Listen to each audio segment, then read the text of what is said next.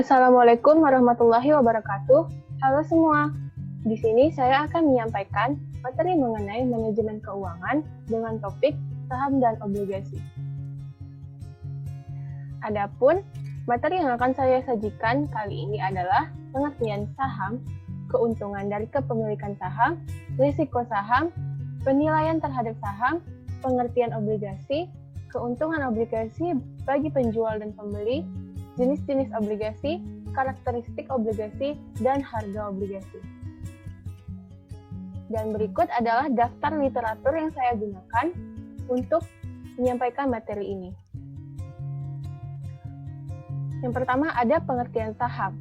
Menurut Panji Anuraga dan P.J. Pakarti, definisi saham adalah sebagai berikut. Saham merupakan tanda penyertaan modal pada suatu perseroan terbatas.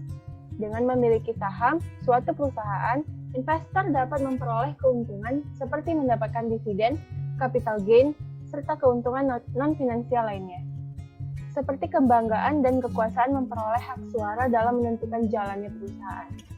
Ada dua jenis saham yang biasanya diperdagangkan di pasar modal, yaitu saham biasa, common stock, dan saham preference atau preferred stock.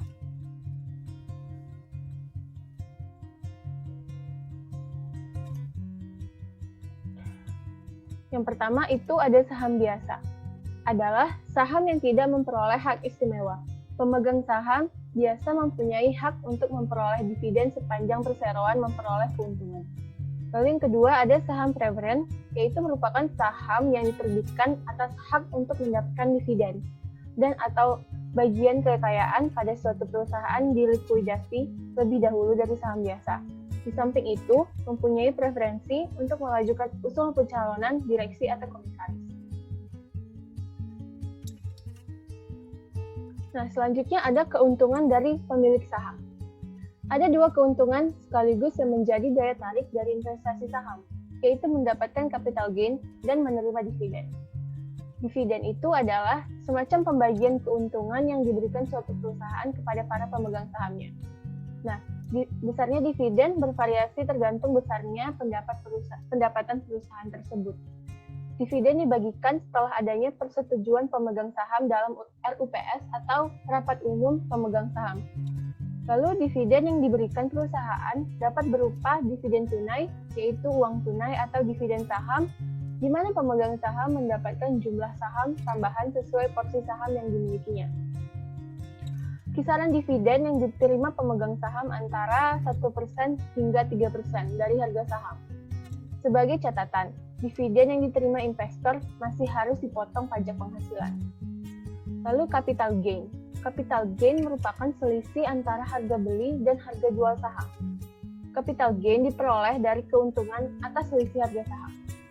Penjualan saham di saat harganya mengalami kenaikan akan menghasilkan keuntungan dari selisih harga jual dengan harga beli. Keuntungan dari selisih harga inilah yang kemudian disebut dengan capital gain. Capital gain diperoleh dari aksi investor melepas atau menjual sahamnya di pasar modal atau bursa efek di saat harga saham mengalami kenaikan. Yang ketiga ada risiko saham. Dalam melakukan investasi dalam bentuk saham, investor seyogianya tidak hanya mempertimbangkan besarnya pendapatan yang diperoleh, tetapi juga memperhatikan variabilitas pendapatan tersebut dari waktu ke waktu. Variabilitas pendapatan inilah yang disebut dengan risiko investasi saham. Secara umum, risiko tersebut dapat dikelompokkan menjadi yang pertama ada risiko total, yaitu variabilitas pendapatan saham secara individual dari investasi tersebut. Total variabilitas pendapatan diukur dengan varians atau standar deviasi dari tingkat pendapatan dalam periode tertentu. Yang kedua, ada risiko sistematis, yaitu risiko yang berpengaruh terhadap semua investasi dan tidak dapat dikurangi atau dihilangkan dengan jalan melakukan diversifikasi. Risiko yang termasuk dalam kelompok ini adalah risiko pasar, tingkat bunga, gaya beli, politik, psikologis, dan risiko kegagalan karena situasi ekonomi yang semakin memburuk. Lalu yang ketiga ada risiko tidak sistematis, yaitu risiko yang melekat pada investasi tertentu karena kondisi yang unik dari suatu perusahaan atau industri tertentu. Risiko ini dapat dikurangi dengan jalan melakukan diversifikasi. Risiko yang termasuk dalam kelompok ini adalah risiko kegagalan karena kondisi intern perusahaan, risiko kredit atau finansial, risiko manajemen, callability risk, dan convertibility risk. Lalu ada penilaian saham. Menurut Bowlby, penilaian saham adalah proses menggunakan informasi seputar keuntungan sekarang dan masa depan dari sebuah perusahaan untuk mencari dan memprediksi nilai harga wajar suatu saham. Harga saham yang diperdagangkan mengalami overvalue atau mengalami undervalue. Terdapat dua pendekatan dalam analisis harga saham yang digunakan untuk memberikan penilaian terhadap harga saham, yaitu analisis teknikal dan analisis fundamental. Nah, analisis teknikal menurut Tandelilin, analisis teknikal merupakan analisis dengan berbagai indikator dengan melihat pergerakan saham beberapa waktu sebelumnya. Analisis teknikal terdiri dari beberapa indikator garis tren untuk memprediksi pergerakan harga saham dalam bentuk chart. Selain itu, dapat mengetahui apakah harga saham sudah mengalami titik tertinggi overvalued atau titik terendah undervalued. Lalu ada analisis fundamental. Menurut Corrado, examination of a firm's accounting statement and other financial and economic information suggests the stock. Analisis fundamental berguna untuk memeriksa laporan keuangan perusahaan, memperhitungkan kinerja keuangan. Selain itu, digunakan untuk mengetahui penilaian harga saham serta menentukan apakah suatu saham yang ada di pasar saat ini sedang mengalami overvalued atau undervalued. Selanjutnya ada pengertian obligasi. Obligasi adalah hutang atau hutang jangka panjang secara tertulis dalam kontrak surat obligasi yang dilakukan oleh pihak berhutang yang wajib membayar hutangnya, disertai bunga atau penerbit obligasi, dan pihak yang menerima pembayaran atau piutang yang dimilikinya beserta bunga pemegang obligasi yang pada umumnya tanpa menjaminkan suatu aktiva. Hal yang sangat berpengaruh di harga pasar obligasi itu perubahan suku bunga deposito. Naik turunnya suku bunga akan berpengaruh terhadap harga pasar suatu obligasi. Hubungan harga pasar obligasi dengan suku bunga deposito mempunyai hubungan berbanding terbalik atau berkorelasi negatif. Jadi, kalau suatu bunga deposito naik, harga obligasi itu akan turun. Sebaliknya, kalau suku bunga deposito turun, harga obligasi akan naik.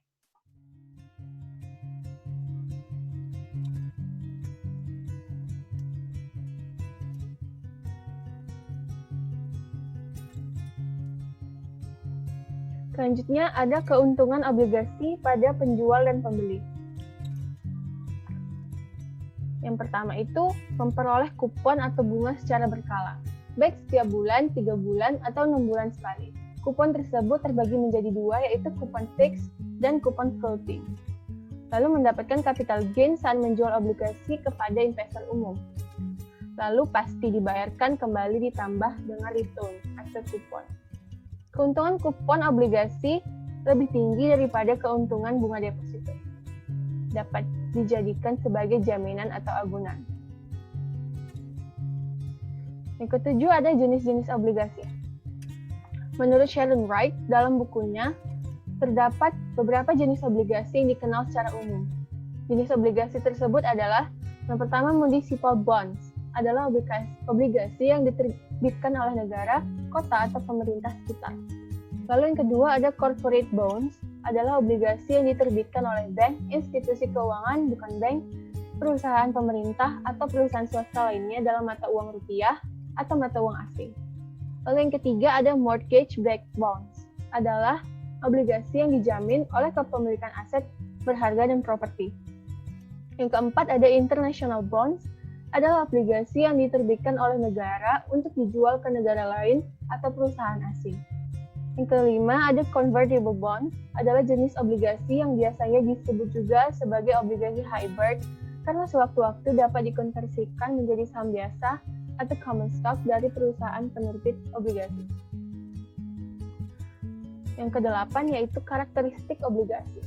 Yang pertama, nilai obligasi atau jumlah dana yang dipinjam.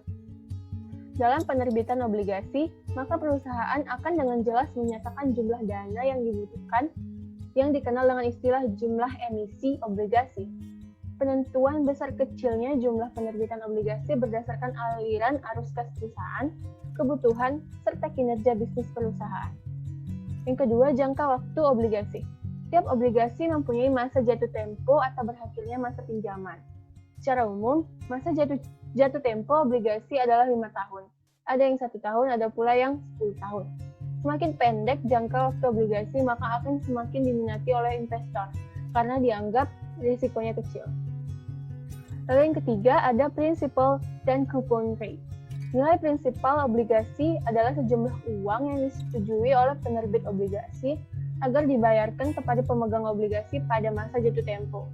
Jumlah ini biasanya berhubungan dengan redemption value, maturity value, per value, or face value. Coupon rate juga disebut nominal rate. Adalah tingkat bunga yang disetujui penerbit untuk dibayar kepada pemegang obligasi setiap tahunnya. Yang keempat ada jadwal pembayaran. Kewajiban pembayaran kupon obligasi oleh perusahaan penerbit dilakukan secara berkala sesuai dengan kesepakatan sebelumnya. Bisa dilakukan triwulan, semesteran, atau tahunan. Yang kelima, diterbitkan oleh perusahaan atau pemerintah. Lalu yang kesembilan ada harga obligasi. Harga obligasi dan yield berbanding terbalik. Perubahan harga berpengaruh terhadap besaran yield to maturity, atau potensi keuntungan tahunan yang diperoleh dari kupon dan selisih harga apabila pemegang obligasi hingga jatuh tempo. Berikut ini adalah ilustrasi di antara 3 obligasi yang memiliki 3 harga yang berbeda.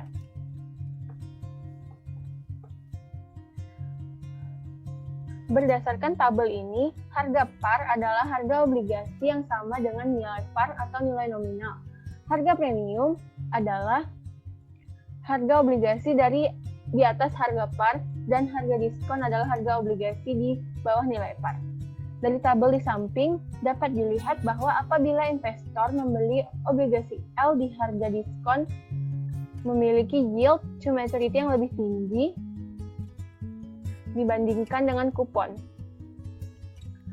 Nah, sebaliknya apabila membeli Z di harga premium, maka nilai yield to maturity akan lebih rendah daripada kupon. Demikian presentasi dari saya. Jika ada pertanyaan, dipersilahkan. Saya ingin bertanya, saat kita telah melakukan investasi saham, apakah kita benar-benar akan mendapatkan dividen? Terima kasih. Apa ada pertanyaan lain? Saya ingin bertanya, apa saja risiko berinvestasi di pasar modal berupa saham dan obligasi? Boleh jelasin? Baik, saya akan menjawab pertanyaan pertama dari Mita. Apakah kita benar-benar akan mendapatkan dividen setelah membeli saham? Jawabannya itu bisa iya, bisa tidak. Jadi perusahaan yang memiliki kebijakan dan itu ditawarkan dalam rapat umum pemegang saham atau RUPS. Misalnya itu, kalau perusahaan memiliki laba sekitar 200 miliar, maka bisa disepakati berapa yang akan dibagikan ke pemegang saham dalam bentuk dividen. Bisa 100 miliar, 50 miliar, atau tidak sama sekali. Nah, kalau yang nggak dibagikan dividennya ini, apabila para pemegang sahamnya itu menyetujui penggunaan laba untuk menambah modal dan menunjang bisnis perusahaan, maka dividen itu tidak dibagikan. Selanjutnya, pertanyaan dari Kairunisa, apa saja risiko berinvestasi di pasar modal? Risikonya itu ada berupa risiko capital loss, yaitu kerugian yang harus kita tanggung akibat adanya selisih harga jual saham yang lebih rendah daripada harga belinya. Lalu yang kedua ada risiko likuidasi. Itu risiko yang terjadi jika emiten yang sahamnya kita miliki dinyatakan pailit atau dilikuidasi. Investor akan menjadi prioritas terakhir untuk dikembalikan dananya. Demikian presentasi dari saya dan sesi tanya jawabnya. Terima kasih.